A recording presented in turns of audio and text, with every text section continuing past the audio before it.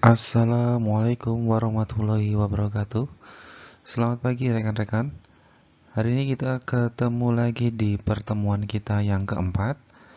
Hari ini kita akan membahas mengenai DPS yang selalu kita sebut-sebut mengenai Dewan Pengawas Syariah, yang mana itu adalah sebagai pengawas untuk perbankan syariah atau entitas syariah.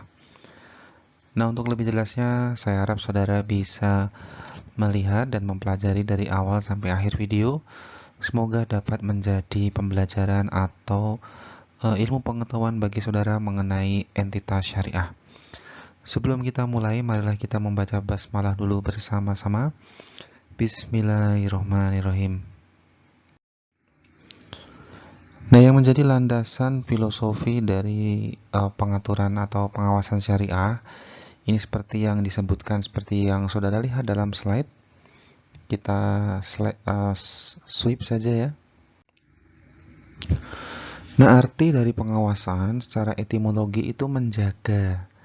Jadi, fungsi dari DPS itu untuk menjaga dan memelihara. Kenapa harus dijaga?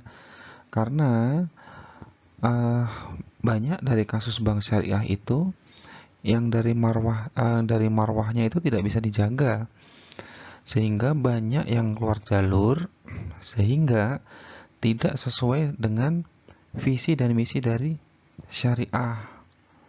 Kalau maknanya yaitu untuk memantau, memeriksa, dan menginvestigasi. Nah, tadi saya sampaikan banyak dari entitas syariah yang tidak sesuai dengan standar. Karena mereka ketika menjalankan bisnisnya, itu orientasinya bukan untuk kemaslahatan umat, tetapi untuk orientasi bisnis. Sehingga kalau yang namanya orientasi bisnis pasti akan mengejar profit. Nah, ketika mengejar profit pasti akan menghalalkan semua cara. Nah, ini fungsi dari maknawi dari DPS, yaitu dia akan memeriksa dan menginvestigasi ketika terjadi penyelewengan atau hal yang menyimpang dari standar. Nah, jenis pengawasan ini sebenarnya banyak. Dari Allah itu sudah jelas dan pasti, tidak hanya entitas syariah saja, tetapi kita pun juga diawasi langsung oleh Allah gitu. Dan dari masyarakat, kemudian dari lembaga seperti ya yang sengaja ditugasi yaitu DPS yang dibentuk oleh DSN. Nah, masyarakat kita ini fungsinya apa ya? Ketika terjadi sebuah misorientasi atau terjadi fraud dan sebagainya ketika kita menjadi nasabah sebuah bank syariah atau entitas syariah, ya kewajiban kita sebagai masyarakat yang paham hukum ya seharusnya melaporkan kepada pihak yang berwenang. Kalau berwenangnya itu dari bank syariah, ya kita lapor ke DSN. Nah, jadi gitu ya. Nah, pengertian DPS. Jadi ini DPS itu merupakan lembaga independen yang berfungsi menjadi lembaga pengawasan terhadap pelaksanaan sistem syariah oleh lembaga keuangan syariah. Jadi prinsipnya itu dia itu lembaga independen. Jadi itu ya tidak ditunjuk, tetapi ada beberapa yang membuat suatu organisasi yang nanti dari organisasi itu akan mengajukan ke DSN untuk disahkan, sehingga dari lembaga tersebut fungsinya akan menjadi tangan kanan dari DSN yang mengawasi entitas syariah. Nah, dewan ya ini sebenarnya tugasnya lebih ke arah advice atau memberikan nasihat kepada direksi yang mengawasi entitas itu sesuai dengan PBI, yaitu prinsip Bank Syariah Indonesia. Nah, ini dasar hukum pembentukan DPS. Nah, ini undang-undangnya. Jadi tinggal dibaca aja ya. Tugas pokok dari DPS. Nah, yang namanya juga Dewan Pengawas Syariah pasti tugasnya adalah sesuai namanya, yaitu mengawasi kegiatan usaha lembaga keuangan syariah. Itu tadi kenapa harus diawasin. Nah, kenapa ada polisi lah, itu gampangnya begitu. Nah, apakah saat ini masih terjadi penyelewengan, Pak, ketika ada DPS? Jawabannya masih, dan banyak gitu loh. Jadi ya DPS itu tidak bisa mengontrol sepenuhnya loh. Terus kalau masih banyak kecurangan dan sebagainya, kenapa masih ada DPS, Pak? Nah, pertanyaannya tinggal dibalik gini aja. Kenapa polisi sudah banyak di setiap sektor atau kecamatan, tetapi kejahatan masih aja merajalela?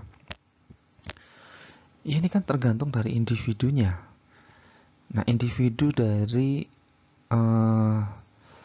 personal yang menjalankan entitas syariah itu gimana? Akhlaknya gimana gitu lah. Nah, itulah pentingnya ketika terjadi regenerasi atau rekrutmen, sebaiknya SDM entitas syariah itu mempertimbangkan berbagai macam aspek, tidak hanya dari sisi akademik, tapi dari sisi keagamaan dan akhlaknya, yaitu tugasnya SDM gitu loh. Jadi supaya nanti tuh marwah dari syariah itu tidak tercemar oleh oknum yang memang dia tidak menjalankan prinsip syariah. Jadi kalau menurut Syariah Compliance, tugas DPS itu ya dia itu wadah gitu loh. Wadah yaitu yang memanage. Kemudian ketika terjadi penyelewengan dia akan membina. Nah, tapi seketat dan sedisiplin dari DPS, kalau SDM-nya sendiri itu memang tidak ada niatan atau tidak ada dari hati itu untuk berbenah dan sebagainya, ya percuma gitu loh. Jadi ya DPS itu hanya sekedar pelengkap. Nah, itulah PR untuk saudara yang ketika besok di masa depan akan bekerja di sebuah entitas syariah, mulai saat ini harus bisa menjaga itu loh, hatinya, pikirannya, perilakunya. Apalagi saudara itu kan lulusan nantinya kan dari sekolah yang berorientasi agama. Nah, seharusnya dengan yang orientasi agama ini, ya saudara itu malu gitu loh ketika besok melakukan tindakan pekerjaan yang tidak sesuai dengan prinsip keagamaan. Saudara melakukan tindakan fraud dan sebagainya, itu ya malulah sama alma mater itu. Lanjut ya. Nah, ini soal Syariah Compliance tentang kepatuhan.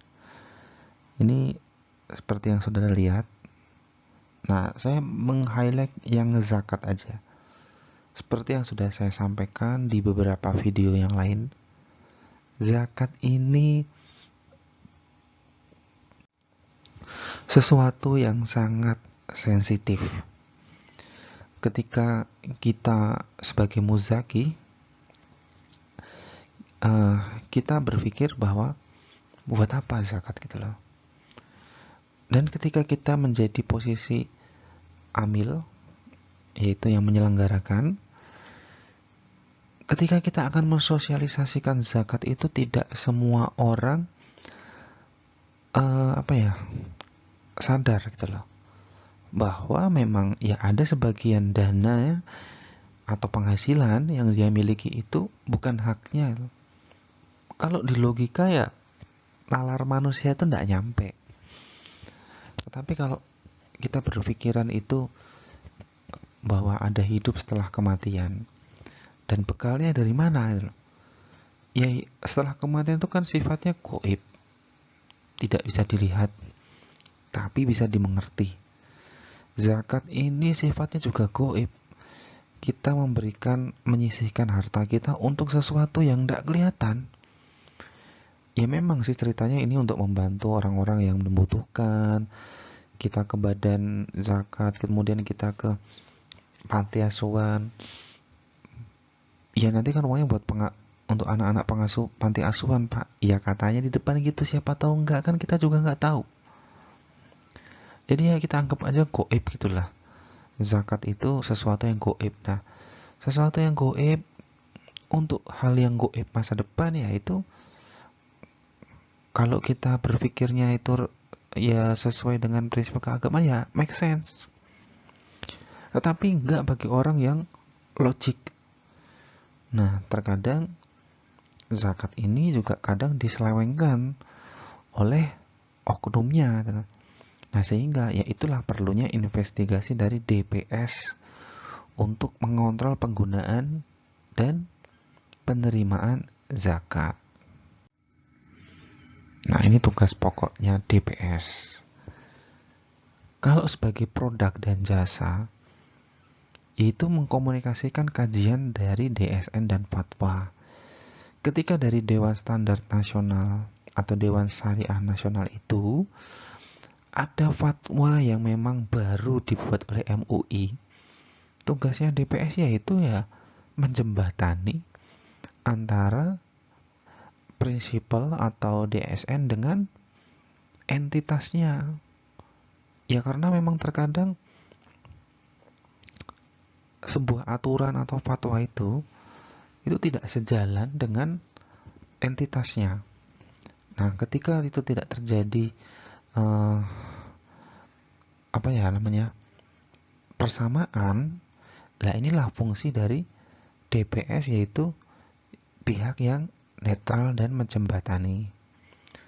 Kalau dari sisi tata laksana manajemen, ya dia itu memplanning dan kontrol gitu loh. Memplanning apa? Nah, saat ini Bank Syariah BUMN merger menjadi satu menjadi Bank Syariah Indonesia. Lah ini planning siapa sebenarnya ini? Ini salah satu planning dari DPS yang nantinya atau saat ini menjadi sumber kekuatan syariah dari suatu negara. Karena saat dulu kekuatan syariah itu terpecah yang punya BUMN di 3 bank. Bank Mandiri, Bank BRI, dan Bank BNI. Nah, karena ya kayak film dulu. Kalau fusion bergabung pasti menjadi lebih kuat. Nah, yang mau dihadapin itu siapa? Kok harus kuat? Nah, yang dihadapin itu bank konvensional atau bank konvensional yang kekurangan modal sehingga diakuisisi bank asing. Contohnya Pak, CMB Niaga itu diakuisisi oleh CMB. Dulu namanya ya Bank Niaga. Danamon itu diakuisisi oleh Temasek, tetapi masih menggunakan Danamon. OCBC NISP, nah itu diakuisisi oleh OCBC. Nah, dan banyak bank lagi yang lain yang memang struktur modalnya itu dari asing. Kemudian tugasnya adalah membina SDM. Itu tadi, tidak semua dari SDM entitas syariah itu mempunyai akidah dan akhlak yang karimah. Itu artinya ya tidak mempunyai budi pekerti yang baik. Ya ketika dihadapkan dengan profit, target, itu lupa dengan prinsip syariah. Yang dikejar bukan prinsipnya tetapi targetnya. Padahal kita bekerja di institusi yang notabene menyebarkan prinsip dagang syariah kepada masyarakat. Fungsi DPS yang pertama sebagai perwakilan DSN, yaitu supervisi dari siapa? Memanajerin bank-bank gitu loh. Ya, sebagai jembatan yang menghubungkan antara DSN dihubungkan oleh DPS ke entitas. Jadi saudara harus paham dulu ya fungsi DPS ini di tengah-tengah loh. Yang bentuk siapa itu? Yang bentuk ya DSN. Atas dasar inisiasi siapa? Ya, nanti ada di slide selanjutnya. Nah, yang berikutnya adalah sebagai penasehat dan pemberi saran. Nah, ketika ada bank yang memang tidak sesuai dengan jalur, keluar jalur, dan dia itu uh, bingung dengan ketika dibenturkan antara target dan prinsip. Nah, fungsi dari DPS itu sebagai pemberi saran. Kemudian mediator tadi sudah saya sebutkan. Nah, syarat anggota DPS ada syaratnya. Ketika saudara mempunyai lembaga, yang lembaganya itu nanti akan menjadi DPS, yang ketika saudara akan mengajukan ke DSN syaratnya itu ada 3, yaitu kompetensi, integritas, dan reputasi. Nah, ketika akan menjadi lembaga atau polisi yang berhubungan dengan syariah, ya seharusnya saudara itu ya secara kompetensi itu sudah ada kompetensi syariah muamalah, memiliki kecakapan atau SDM dari lembaga kita itu yang mengerti tentang syariah dan ekonomi. Bagus lagi ada operational banknya, ngerti itu loh apa yang harus dilakukan ketika suatu bank itu terjadi masalah. Kemudian secara integritas, yaitu dia harus mempunyai akhlak dan komitmen. Dan lulus apa ini Pak? Lulus uji tes psikologi mengenai integritas, yang nilai psikologisnya itu berbeda dengan ketika tes psikologi masuk konvensional. Kemudian reputasi keuangan dari bank lembaganya itu ya jangan pernah bangkrut dan mempunyai daftar hitam dari pengadilan. Lah untuk apa gitu? Kan kita sebagai penegak hukum syariah ceritanya nantinya. Keanggotaan DPS. Nah, itu tadi minimal ada 2. Nah, masa tugasnya itu 4 tahun. Jadi ketika saudara itu nanti menjadi DPS, yaitu masa tugasnya itu 4 tahun. Nah, ini apa namanya? Cara menjadi anggota DPS. Oh ya, terus kalau cara menjadi anggota itu apakah kita berhak mengajukan? Oh, boleh. Karena itu kan sebagai seorang polisi gitu loh. Nah, kan ditentukan per sektornya. Nah, jadi kalau kita mempunyai kemampuan, ya silahkan gitu. Karena itu juga organisasi non profit juga. Nah, ini prosedur pengajuannya.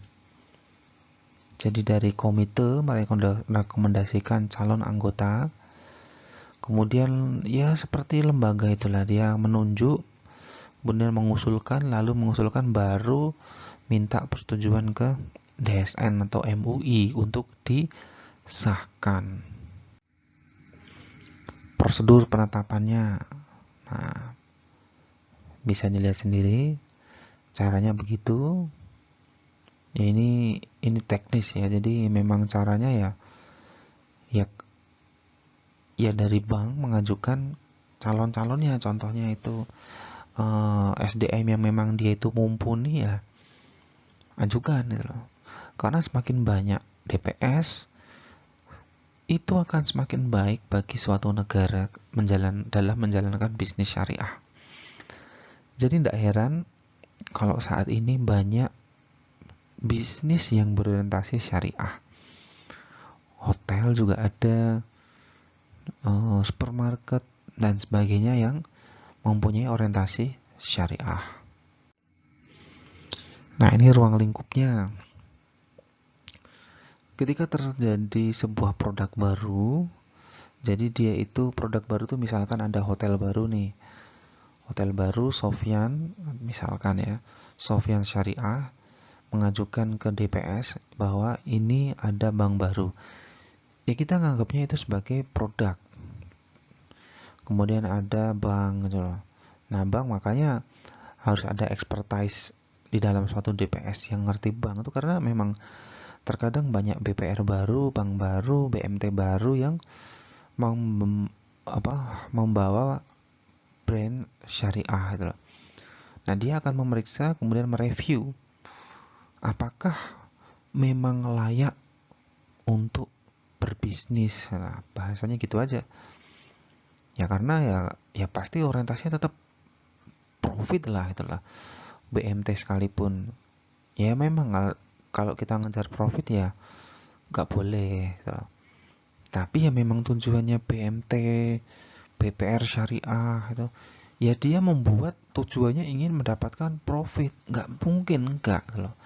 Cuman cara mendapatkan profitnya itu ya gimana? Apakah dengan cara yang melanggar norma atau sesuai norma? Nah, untuk kegiatan bank ya dari menganalisis,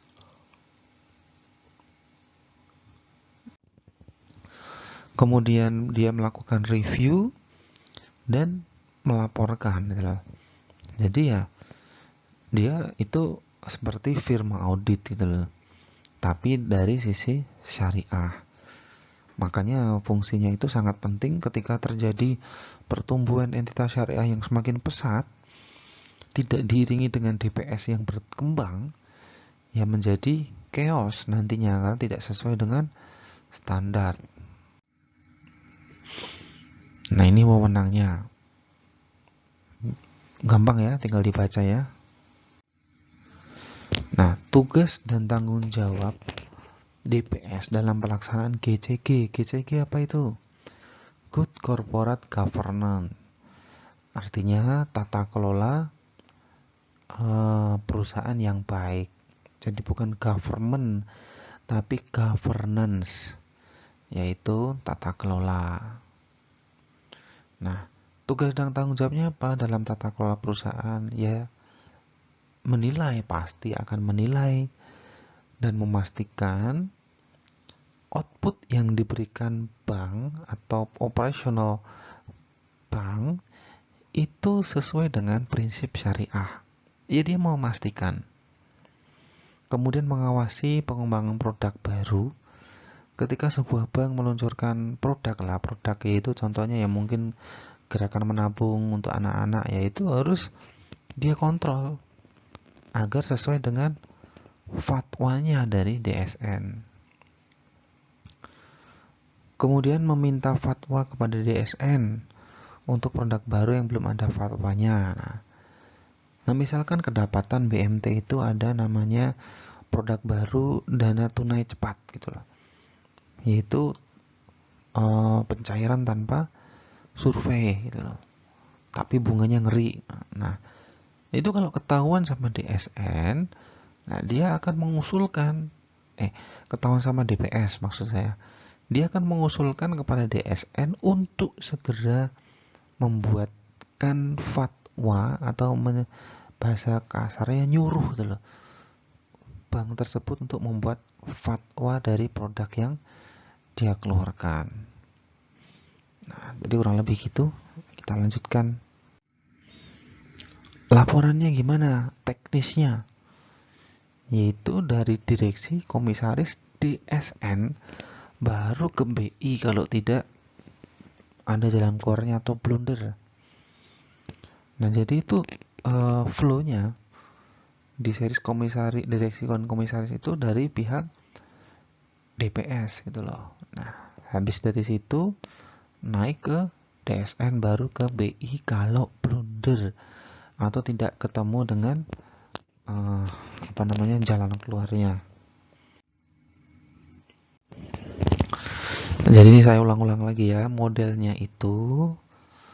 pengawasannya itu ya dia akan menasehati advice. Jadi dia akan memberikan advice kepada entitas syariah ketika terjadi penyelewengan atau misorientasi dari fatwa MUI atau DSN.